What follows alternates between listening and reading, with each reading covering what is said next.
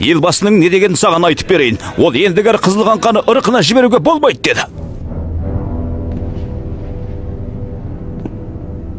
Елбасымыз елеусіз қалуды жақсы көрмейді, Шемит мырза. Ол саған қару жасау үшін ақша жағынан көмектескен.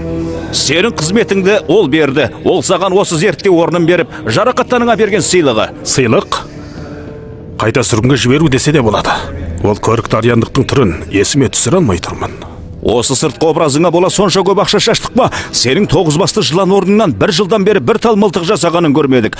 Жергілікті орынның мәліметінен Нувергияға жалпы беттік соғанақтық жасапсың. Елбасының не дегенін саған айтып берейін. Ол ендігер Қызыл Қаңқаны ырқына жіберуге болмайды деді.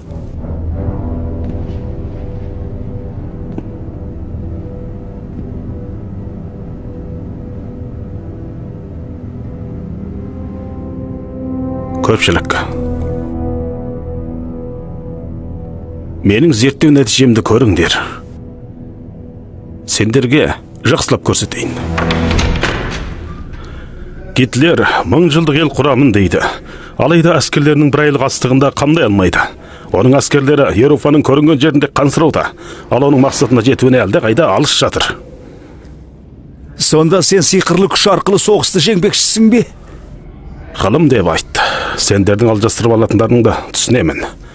Құдіретті күшінемі байырғы адамдардың есін шығарады. 9 басты жылан бір қаруды құрастыруда. Бір жолда жаудың көзін құрталады. Жаудың орны қайна болса да, қанша жасағы болса да бірнеше сағатта құрдымға жібереді. Жауың кім? Қаруымның ойрандау қуаты дүниедегі жау елдерінің, елбасының тас талқанын шығарады. Өте оңай, мырзалар. Мен қазір құдіретті күшке ие болдым. Рахмет, Шемит. Маған неге рахмет етесің? Бізге құтырғаныңды білдіргеніңе көп рахмет. Картада Берлинде бар екен. Иә. Осы тәкаппарлығың үшін жазаға тартыласың. Сені елбасының алдында бір жайлетеміз.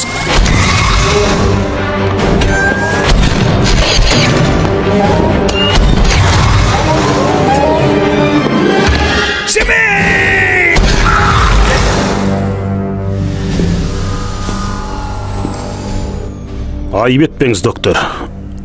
Алайда 9 басты жыланның Гитлерге бағынбайтынын білесіз.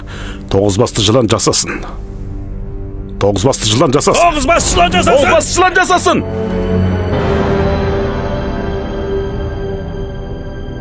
9 басты жылан жасасын.